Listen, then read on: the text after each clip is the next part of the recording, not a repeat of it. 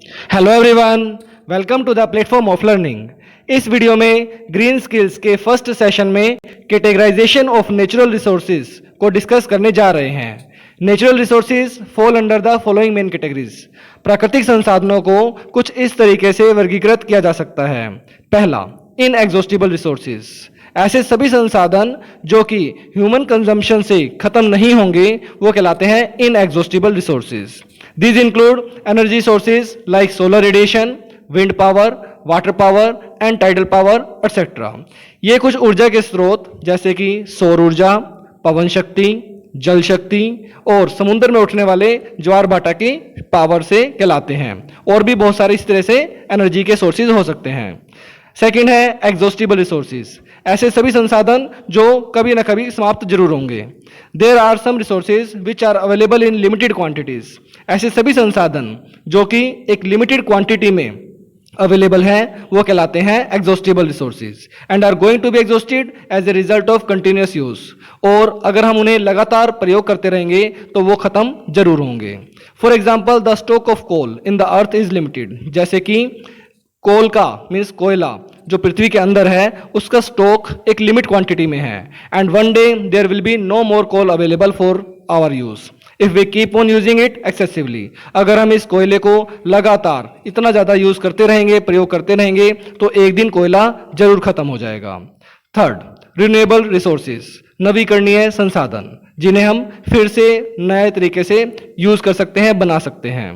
Renewable resources are those that are constantly available, ऐसे सभी संसाधन जो कि हमें लगातार अवेलेबल रहते हैं जैसे कि पानी, और कैन बी रीजनेबली रिप्लेस्ड और रिकवर्ड, या फिर उन्हें बदला जा सकता है या फिर रिकवर किया जा सकता है, जैसे कि वेजिटेटिव लैंड्स, जैसे कि उपजाऊ भूमि जिसे आप बार बार उसके अंदर फसल उगा सकते हैं।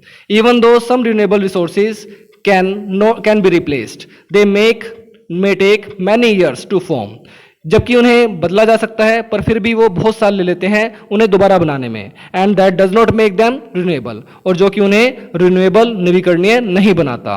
सम of the exhaustible resources are naturally regenerated after consumption, कुछ ऐसे भी संसाधन हैं जो कि समाप्त हो जाते हैं पर वो प्राकृतिक रूप से यूज करने के लिए फिर से पैदा हो जाते हैं and are known as renewable resources, और उन्हें कहा जाता है नवीकरणीय संसाधन। जैसे कि फॉरेस्ट ट्रीज, जंगल में पेड़ और पौधे, that make a forest may be destroyed but new ones grow in their place, जैसे कि जंगल में पेड़ों में खराब हो जाते हैं, खत्म कर दिए जाते हैं, आग लग जाती है और वो फिर से एक नई सिरे से फिर से पैदा हो जाते हैं। But if forest is totally cut down, परंतु अगर जंगल को पूरी तरीके से काट दिया जाए to get land for construction of buildings, it is lost forever. अगर बिल्डिंग्स बनाने के लिए जंगलों को काट दिया जाए तो वो फिर कभी दोबारा से नहीं होंगे। फोर्थ आता है non renewable resources. Non renewable resources are those that can not easily be replaced once they are destroyed, ऐसे अनवीकरणीय संसाधन जो कि दोबारा बदले नहीं जा सकते अगर उन्हें एक बार खत्म कर दिया जाए। फॉर एग्जाम्पल, फॉसिल फ्यूल्स, जैसे कि जैविक ईंधन, तो जैविक ईंधन जैसे कि पेट्रोल, डीजल, तो ये सब चीजें फॉसिल फ्यूल्स कहलाती हैं। अब ये देखते हैं हम टेबल के अंदर नॉन रिन्यूएबल और रिन्यूएबल रिसोर्सेज को वर्गीकरण दोबारा से किया गया है। नॉन रिन्यूएबल रिसोर्सेज जैसे पहला है कोल मीन्स कोयला। Coal is one of the cheapest sources of fuel, सबसे सस्ता एक ईंधन का स्रोत है ये। It is use in power houses, इसे हम पावर हाउस में यूज करते हैं, फैक्ट्रीज में और हाउस में कुकिंग के लिए या फिर हीट के लिए हम यूज करते हैं। सेकंड आता है इसी तरीके से petroleum. It includes petrol, diesel and mineral oils, petrol, diesel और खनिज पदार्थ, खनिज तेल इसके अंदर आता है। It is use to run motor vehicles, furnaces and power houses, ये मोटर व्हीकल्स या फिर जो भट्टी होती है फर्नेस वो, या फिर पावर हाउस में प्रयोग किया जाता है। अगला आता है LPG, that is liquefied petroleum gas. आपने घर में कुकिंग के लिए देखा होगा एलपीजी सिलेंडर यूज किया जाता है और कई जगह पर इसे व्हीकल चलाने के लिए भी यूज किया जाता है। नेक्स्ट है नेचुरल गैस, जैसे कि कंप्रेस्ड नेचुरल गैस सीएनजी, तो बहुत ज़्यादा तरीके से यूज़ होने लग रही है आज की डेट में। ये बनती कैसे है? डिकम्पोजिशन ऑफ डेड एनिमल्स, जो एनिमल्स जानवर मर जाते हैं उनके विघटन से या फिर प्लांट्स के विघटन से बनती है, जो कि धरती के अंदर दबा दिए जाते हैं। लेक्स या फिर ओशियंस के अंदर, जो झीलों में या समुद्र के अंदर दबे हुए होते हैं, उनके बहुत सालों बाद दबे रहने के बाद ये कभी नेचुरल गैस बनती है। Nuclear plants, nuclear energy is made available to us with the help of nuclear power plants. तो न्यूक्लियर एनर्जी मीन्स नाभिकीय ऊर्जा आपके न्यूक्लियर पावर प्लांट से बनाई जाती है। Nuclear energy is becoming a common source of electricity through out the world. पूरे world के अंदर जो नाभिकीय ऊर्जा है वो एक इलेक्ट्रिसिटी का स्रोत आज की डेट में बहुत कॉमन हो चुका है। It has the danger of causing great harm in case of an accident. अगर न्यूक्लियर प्लांट के अंदर किसी तरह का कोई लीकेज हो जाए तो ये एक बहुत बड़ा खतरा पैदा कर सकती है और एक बहुत बड़ी दुर्घटना हो सकती है। Minerals, the earth contains minerals like gold, bauxite, mica, iron ore and many others. Earth के अंदर, पृथ्वी के अंदर सोना, बॉक्साइट, माइका, लोहे और भी बहुत सारे खनिज पदार्थ रहते हैं जिन्हें की खोद करके अंदर से निकाला जाता है। इसी तरीके से नेक्स्ट आ जाते हैं रिन्यूएबल रिसोर्सेज, नवीकरणीय संसाधन। जैसे पहला है वाटर, पानी। पूरी पृथ्वी के अंदर अगर देखा जाए तो सिर्फ 2.5% पानी ऐसा है जो कि फ्रेश वाटर है, पीने योग्य है। Energy from rivers is use to make electricity. नदियों के अंदर जो पानी है उससे उस एनर्जी से बिजली बनाई जाती है जिसे टरबाइन के थ्रू चलाया जाता है। Energy produced by tides in sea and oceans can also be converted into electricity. समुद्र में उठने वाले ज्वार भाटे से भी आप इलेक्ट्रिसिटी बनाई जा सकती है। सन मीन्स सूर्य। Sun's energy can be used to generate electricity. सौर ऊर्जा को भी आप प्रयोग कर सकते हैं इलेक्ट्रिसिटी बनाने के लिए। These are used in calculators, street lamps and even in room heaters and water heaters. घरों के अंदर रूम हीटर या फिर वाटर हीटर बनाने के लिए, लैंप में, स्ट्रीट कैलकुलेटर्स में आप सौर ऊर्जा का यूज कर सकते हैं। खाना पकाने के लिए सौर ऊर्जा का यूज किया जा सकता है। Wind, the energy from the force of the wind is wind energy.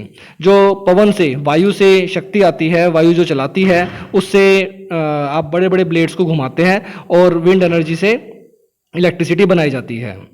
Biomass, energy can be produced by waste from plants and animals.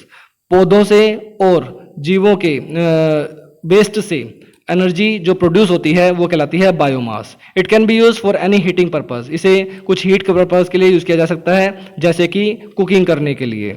It can also be produce to produce electricity and heat. तो इससे आप बिजली भी बना सकते हैं और ऊष्मा भी पैदा कर सकते हैं। सोइल, मिट्टी। Nutrients in the soil helps plant grow.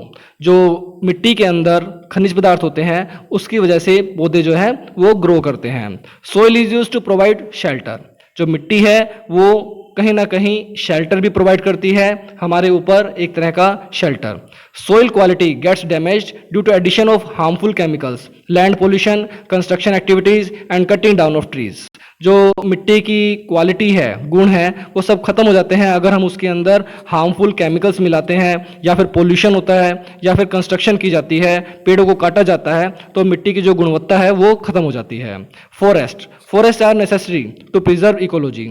जंगल जो है वो हमारे पर्यावरण को सेफ रखने के लिए, प्रिजर्व रखने के लिए बहुत जरूरी हैं। They play an important role in providing clean air and attracting rain clouds. वो हवा को साफ रखने और बादलों को अट्रैक्ट करने के लिए, जिससे कि बारिश होए, वो बहुत जरूरी है। They also provide the wood, fruits and plant products which have medicinal values. इससे हमें लकड़ी, फल और पौधे, हर तरह के प्रोडक्ट्स मिलते हैं जो कि हमारे लिए एक दवाई का भी कई बार काम करते हैं। सो traditional societies had a small population and required less resources. जो ट्रेडिशनल समाज है वो उसे की पॉपुलेशन जो है, जनसंख्या है, बहुत कम है और उन्हें संसाधन भी बहुत कम चाहिए। They could preserve their biodiversity as a life supporting resources. वो इस बायोडाइवर्सिटी को सेफ रखते हैं जिससे कि जीवन को, संसाधनों को सेफ रखा जाए। But today with the increasing consumerism and affluent societies, resources are getting rapidly depleted, even to the extent of leading to the irrecoverable loss due to extinction of several plant and animal species. परंतु जैसे जैसे society विकसित होती जा रही है, कहीं ना कहीं ऐसा प्लांट्स और जो जीव हैं उनकी जो स्पीसीज है वो ही विलुप्त होती जा रही है। Some of the human activities which cause damage to the environment are over exploitation of resources. Pollution, deforestation, mining, destruction of natural habitats, construction etc. कुछ ऐसी मनुष्य की क्रियाएं हैं जो कि हमारे पर्यावरण को कहीं ना कहीं नुकसान पहुंचा रही हैं, जैसे कि संसाधनों का बहुत ज़्यादा उपयोग, प्रदूषण, जंगलों को काटना, खुदाई करना खदानों की, नेचुरल हैबिटेट्स को ख़त्म कर देना, कंस्ट्रक्शन, बिल्डिंग्स बड़ी बड़ी बनती जा रही हैं, तो इस तरीके से कहीं ना कहीं नुकसान पहुंच रहा है सारी पर्यावरण को, प्रकृति को। अब अगली वीडियो के अंदर हम कुछ ऐसी एक्टिविटीज को डिस्कस करेंगे जो कि पृथ्वी को और पर्यावरण को नुकसान पहुंचा रही हैं।